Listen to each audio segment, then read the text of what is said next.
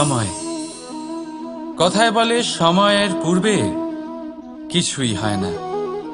প্রতিটা ঘটনার একটা সময় থাকে। সময়ের আগে না সূর্যোদয় হয় আর না সূর্যাস্ত হয়।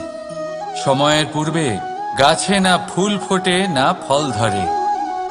কিন্তু একটা কথা ভেবে দেখুন, যদি বর্ষা আসার আগে কৃষক ভূমিকে না প্রস্তুত করে, বীজ রোপণ না করে, তাহলে কি ফসল ফলবে?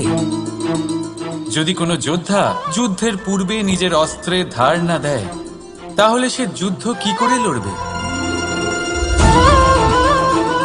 এর মানে এটাই হলো যে সময় আপনার যখন আসার তখন অবশ্যই আসবে, কিন্তু ততক্ষণ এটাও গুরুত্বপূর্ণ যে আপনি নিজেকে তার জন্য তৈরি রাখুন।